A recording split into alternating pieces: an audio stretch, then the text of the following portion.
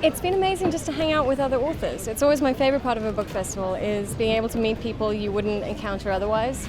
And just be exposed to new work. But what I also really like is the festival programming has been very witty. There have been some really interesting and surprising combinations. I was on a panel with Mikhail Shishkin talking about time travel, and he's of course one of Russia's most famous authors, and it was just such a wonderful combination. I really liked the creativity in the programming. Yeah. Well, same thing. I mean, I just got here and I already met like 5 authors in lunch with her. So it's been amazing so far, and I just got here. So I think it's comics is such a big medium, and more nowadays that it was about time that it was integrated somehow in the Edinburgh Comic Festival. Comics are so much a part of how we read, and I know a lot of people think of comic books and they think superheroes. Yeah. But there is so much more to comics and graphic novels than that, and it's really nice to have a major festival acknowledge that. It was amazing to see Brian and Mary Talbot, and also people with a long history, and also crossing over into kind of literary stuff and do it. They won the Costa Award, obviously, for Best Biography, which is incredible, and it's amazing to see that kind of literary recognition. And about time, in fact. We were put together by Shelley Bond, who's our editor at Vertigo, and she tested us out together on a short script called All the Pretty Ponies. And Inaki was just amazing from the get-go, because I'm very demanding and I'm very particular about the research. No. Yeah, I know. Who would have believed it?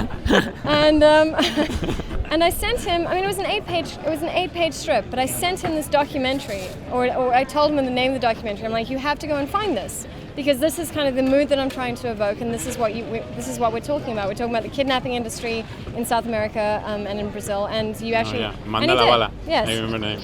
And that is that kind of like amazing commitment, and we both feel the same way. It's getting the details right. But it's all been via email, and that's sometimes led to strange and interesting conversations and misunderstandings. Such as? Ooh. How was it from the art side? What were the misunderstandings? No, it really wasn't misunderstanding. Yes, they were. There were. It's okay. You can say. There were shouts and everything. There was an issue about my lack of understanding about perspective. I tried to describe 5 different things in one scene. I think she was testing me, and I failed. That's what happened. But what was amazing working with Inaki and with Shelley Bond is that they were both very patient with me, because I'd never written comics before. And one of the hardest things to adapt to the medium is not just shorter dialogue and writing very visually, which I was used to from kids' animation, but how much you can do with a panel layout. And I think Inaki really pushes that so far and so hard, and it was amazing. And I would do kind of thumbnail sketches of how I thought the page would look, and I just go and he would ink just them. ignore me. I just inked them. Oh yeah, no, he just inked them totally, absolutely. Yeah, my stick figures, yeah. No, but the energy she puts in the script is wonderful. I mean, I could enjoy so much all the visual part that I put into it, because it was already in the script. I mean, she has a lot of. I think she enjoys the visuals.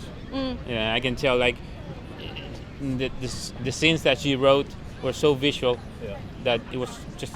I just had to translate it. Really, it was already there. Everything. Well, you were so happy because you were like, oh, you've drawn dragons. Yes. Oh, you've written dragons and minotaurs and just crazy Japanese folklore and amazing palaces. And also what she does so great is she gives me characters that really think. I mean, it's so easy to put an expression or on a character when the dialogue and the situation is right and you understand it, so you know exactly what you have to put there. And I mean, she's wonderful at that. She's brilliant, really. She's a genius. I paid him to say that. But also, what was amazing is also when I would hand it over to Inaki, where I would say, look, there is a plate and it's got the maps to the whole palace on it and the changing of the guard. I don't know what it looks like. Figure it out. That's the artist's job. No, absolutely. But he would do the most incredible stuff. And whenever I left space for him to play, he would, or even just describing something like a nest of hare in the forest. Yeah. And he sent the roughs back. And just the roughs, I remember scrolling down on the page and I just gasped at how beautiful it was. I think I kind of almost staggered back from my desk going, I had to hold on to things because it was extraordinary, and it was so much better than I had written and so much better than I could have imagined, and that was incredible. I paid her too. Yeah. So what's next, Inaki? You're going back, you're doing more work for Vertigo. It's coming this autumn? Yes, it's created our own series called Coffin Hill, and it's written by Caitlin Kittredge. Sorry. He's totally cheating me. Cheating. And she's a brilliant writer. You allowed to tell us anything about that, or is it all under wraps?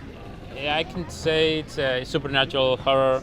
It's about a low-life, high society teen girl that it's from a bloodline of witches from the Salem, and she sets loose a dark power in the town, and that spreads and starts poisoning all around. So it's really fun to draw for me.